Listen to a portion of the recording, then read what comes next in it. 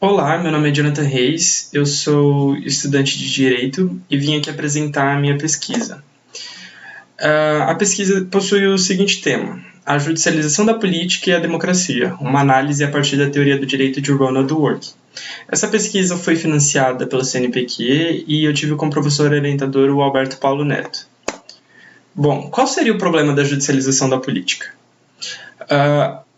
Para fins de delimitação do objeto dessa pesquisa, eu selecionei direitos minoritários, que seriam direitos referentes a pessoas LGBTQIA+, mulheres, negros, indígenas, que são pessoas historicamente oprimidas na sociedade brasileira que buscam garantir seus direitos existenciais perante o Poder Judiciário, visto que o Poder Legislativo, que é responsável por garantir esses direitos, é omisso.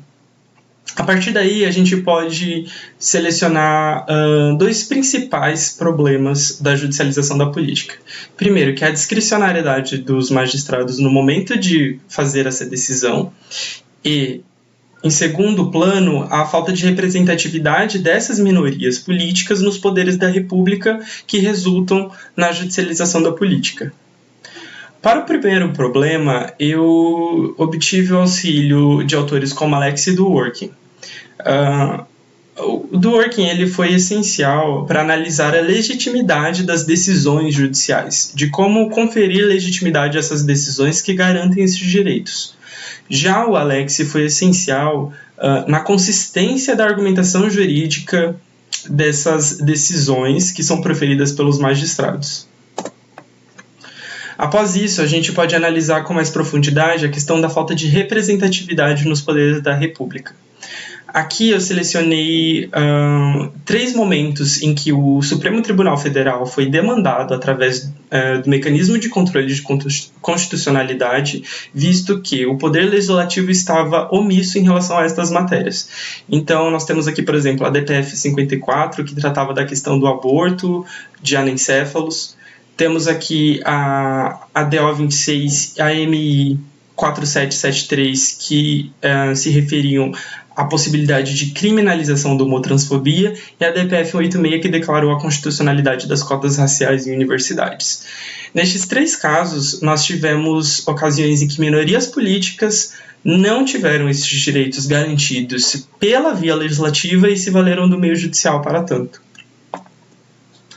A partir daí, a gente consegue analisar um problema comum para os dois, visto que no Poder Legislativo você tem a falta de representatividade, que faz com que os interesses dessas minorias não sejam atendidos, que são maiorias quantitativamente, e nós temos um outro problema, que é a falta de legitimidade do Poder Judiciário para tomar tais decisões em nome do Poder Legislativo, visto que os membros não são eleitos. Aí eu resolvi investigar os ciclos do constitucionalismo. Nesse ponto, nós temos o Brasil como um país multicultural, porém ainda com um monismo jurídico, apesar de reconhecer essa multiculturalidade.